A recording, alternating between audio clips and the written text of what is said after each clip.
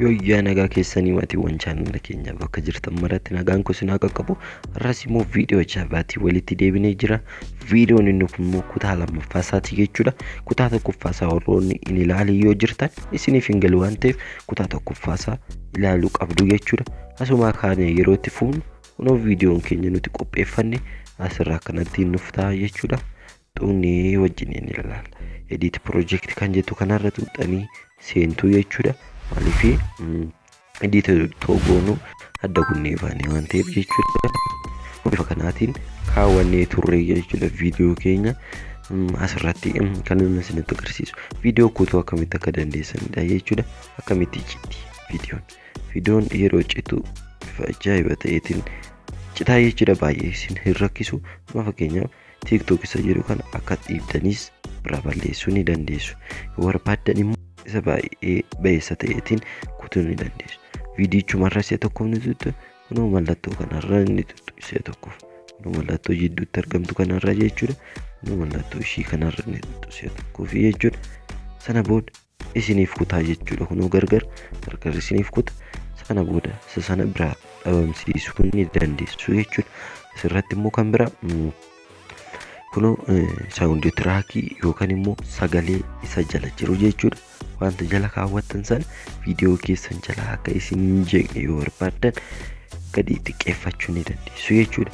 Isas immoo irrumaan ni tuttu jechuudha. Erga irra tuttaniin booda kunoo asirra mallattoo iskiriiptuu fakkaatu kanarra ni tuttu jechuudha. Isa tokkoo fi sana booda kunoo asirra dabil gochuus ni dandeessu jechuudha. Asirra voolu kan jettu kana irra ni tuttu.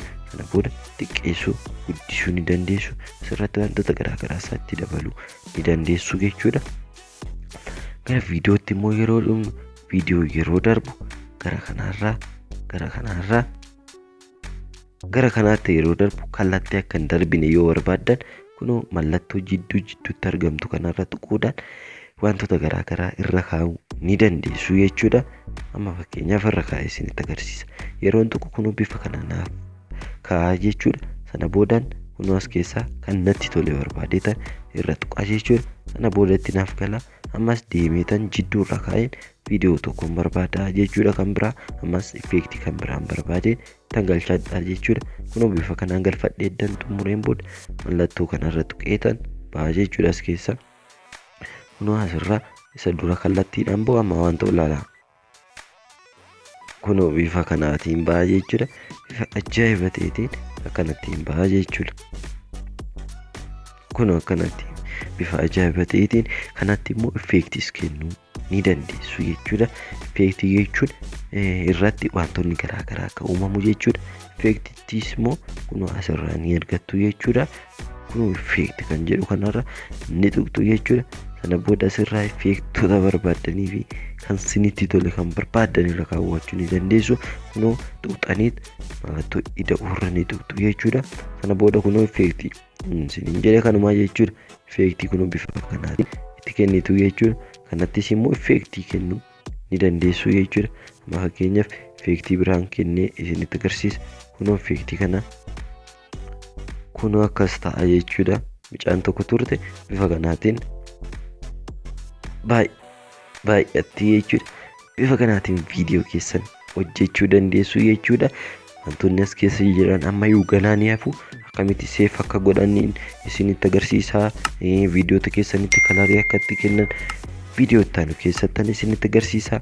Waan hangasiitti nu wajjiniin turtaniif immoo guddaa galatoomaa isiniin jenna.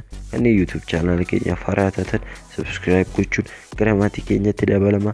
Mallattoo belaa kan bukkeetti dhuftu tuquun ol kan jedhu irra kaawwachuu immoo hin dagatiina isiniin jenna.